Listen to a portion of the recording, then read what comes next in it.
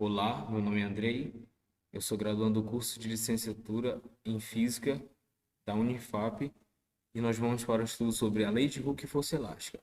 Eu queria iniciar o nosso estudo com uma pergunta. Você teria coragem de saltar de bungee jump? Se sua resposta é não, eu acredito que de certa forma você tem o medo, eu não sei se é um medo de altura, o medo de que o elástico arrebente ou o medo pessoal.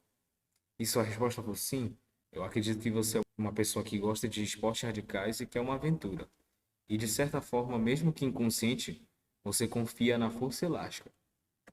Por quê? Como funciona um salto de bungee jump? Nesse esporte, a gente vai contar essencialmente com a propriedade elástica da tira amarrada por volta do corpo dos aventureiros.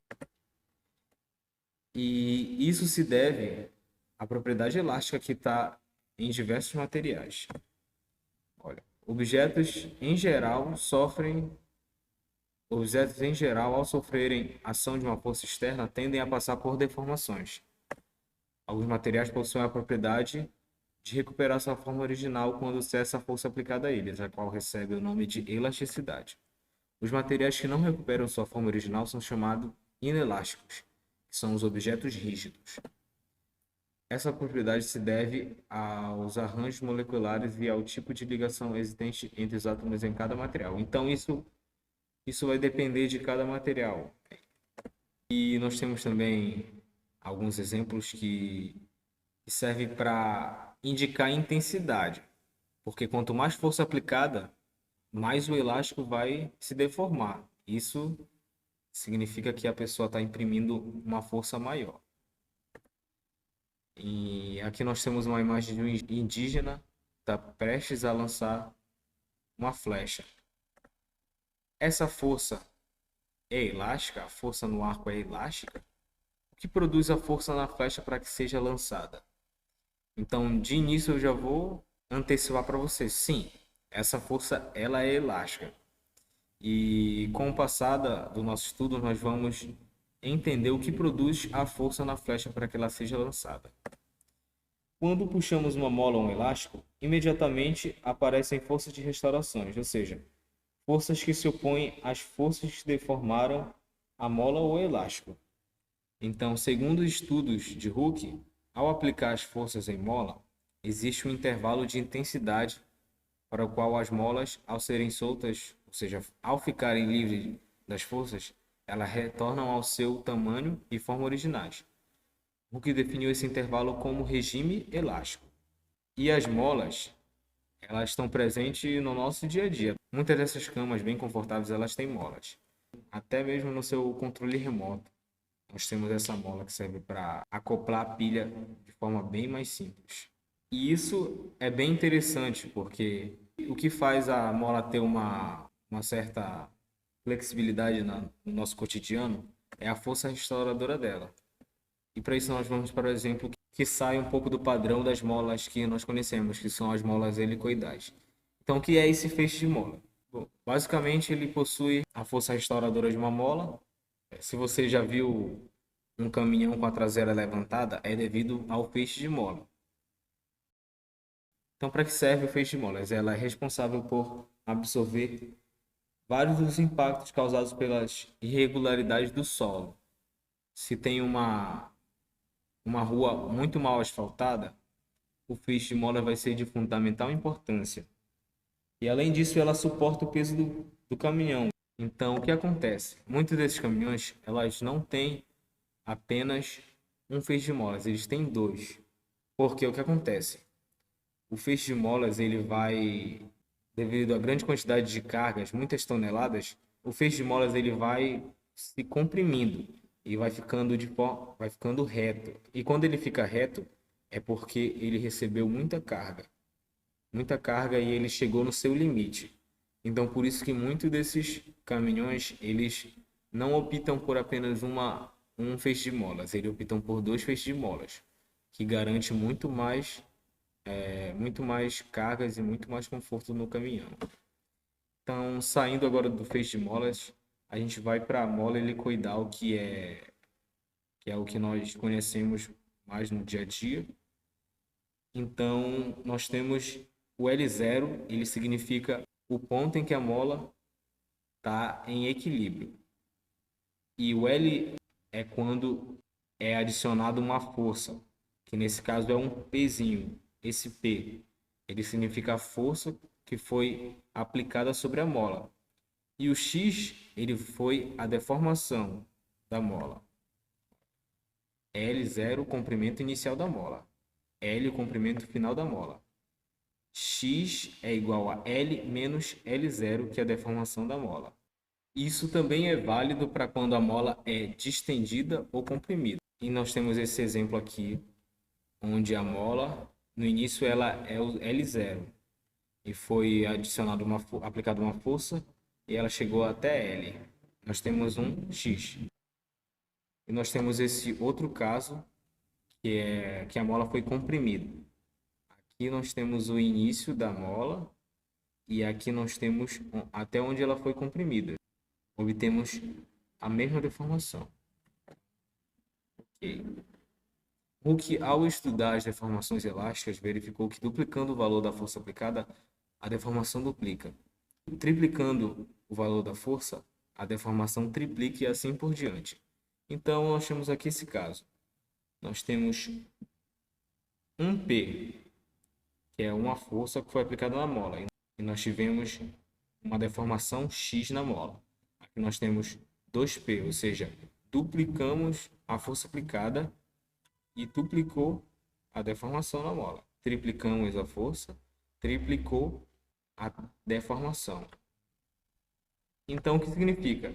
Significa se, por exemplo, se a gente adicionar 10 newtons em uma mola e tiver uma deformação de 2 centímetros, se a gente adicionar 20 newtons, vamos ter uma deformação de 4 centímetros. Se adicionarmos 30 newtons, vamos ter 6 centímetros de deformação e assim por diante. Só que uma coisa que nós esquecemos de prestar atenção é o seguinte. Nós temos aqui a posição inicial da mola. Para ela chegar até essa deformação, foi aplicada uma força nessa direção. Para essa aqui, foi aplicada uma força nessa direção. E o que acontece com isso? Quando a gente aplica uma força numa mola, a gente tem uma força que surge, que é a força elástica, que é totalmente contrária à força que é aplicada. Se a força imprimida na mola está para a esquerda, a força elástica está para a direita e assim por diante. Então, aqui a gente já tem uma outra pergunta, que é o que é a força elástica? Porque a gente já respondeu aquela pergunta, o que produz a força na flecha para que ela seja lançada? Que é a força elástica.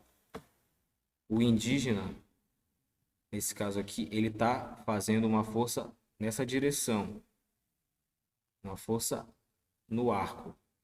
E a força elástica, ela é contrária a essa força que ele está fazendo, está aplicando com a mão. E é o que lança a flecha. Agora a gente vai se aprofundar na força elástica. Então, o que podemos concluir? Nós tivemos esse exemplo, tanto na mola comprimida quanto distendida. E nós concluímos que a força elástica ela é igual menos F, ou seja, ela é contrária, esse sinal negativo ela indica contrário à força aplicada na mola. Então, a segunda coisa que nós podemos concluir é o seguinte: quando eu apliquei uma força, eu tive uma deformação X. Quando eu apliquei 2 vezes essa força, eu tive 2 vezes a deformação. Quando eu apliquei 3 vezes essa força, eu tive 3 vezes a deformação. Ou seja, quando a gente faz a razão entre a força e a deformação, força aplicada e a deformação da mola, nós temos um valor que ele é sempre constante, que não vai mudar. Então, assim, Hooke estabeleceu a seguinte lei: força é igual a Kx, em que F é a intensidade da força aplicada, K é a constante elástica da mola e X é a deformação, alongamento ou encurtamento sofrido pela mola. Então, a constante K é uma característica da mola considerada e dependente do material de que é feita, das dimensões, entre outros. Sua unidade no sistema internacional é newtons por metro. Então, agora nós vamos fazer uma análise da fórmula da lei de Hooke. Aqui nós temos início F igual a Kx. Aqui nós temos K vezes X. Se passar para o outro lado dividindo, nós temos F sobre X igual a K. O que a gente pode concluir? Quanto mais é causada uma deformação na mola, menor é a constante elástica. E quanto menor a deformação na mola, maior é a constante elástica, ou seja, mais forte é a mola. E outra análise que nós podemos fazer é levando a constante para cá e dividindo por F. O que nós podemos entender? Se eu aumento a força na mola, eu aumento o alongamento da mola.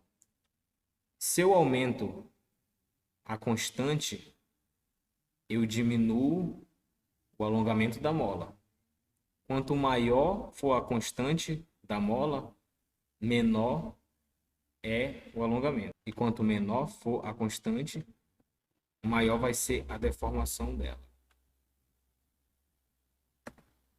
Então agora nós vamos para uma simulação. Essa simulação ela vai servir meio como um laboratório para a gente. Então vamos para lá. Então aqui nós temos a simulação do FET, denominado Lei de Hooke. O que nós podemos fazer de início? Bom, eu criei uma planilha.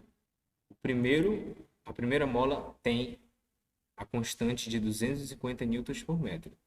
E a segunda tem a constante de 400 newtons por metro. Então vamos iniciar aqui. A constante elástica 250. Então a gente vai de 5 em 5, a gente vai ver a deformação da mola. Então, para isso a gente vai ver a força aplicada, a gente vai ver a força elástica, a deformação da mola, posição de equilíbrio e os valores. Quando eu tenho 0 newton de força aplicada sobre a mola, 0 é a deformação da mola. Então vamos para cá, 0. Agora vamos ver 5 newtons. 5 newtons nós tivemos 0,020 metros. Então vamos para cá.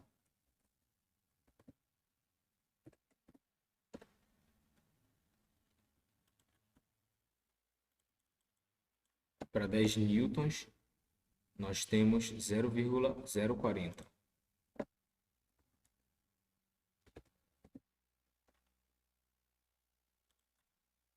Para 15 newtons, nós temos 0,060 metros de deformação.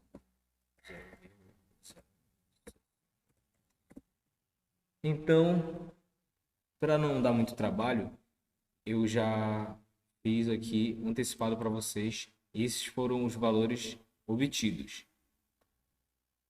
E nós vamos agora para uma mola de 400 newtons por metro. Só constante 400 newtons por metro. Vamos colocar aqui 400. Vamos zerar.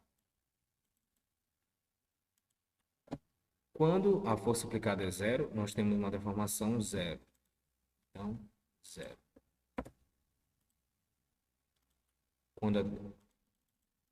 Quando a força é 5 newtons, nós temos 0,013 metros de deformação.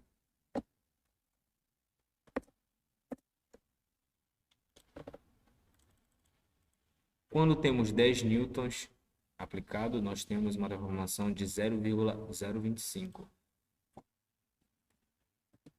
E da mesma forma, como o primeiro, eu já preenchi também essa segunda e obtive esses resultados. Você mesmo pode fazer na sua casa essa experiência.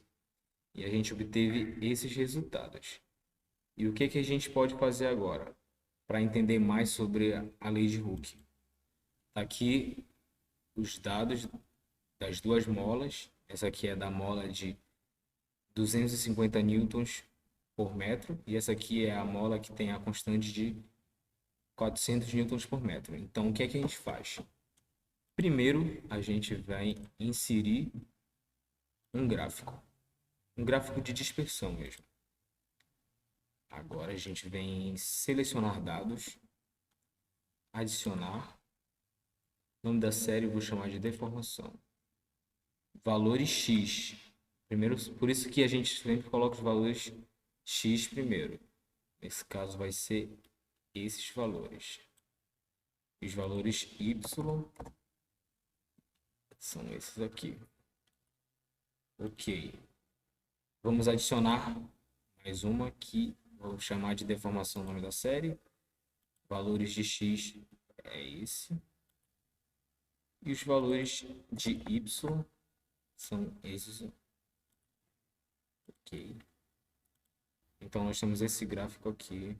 Se a gente gerar uma linha de tendência, adicionar a linha de tendência, a gente pode ver bem melhor.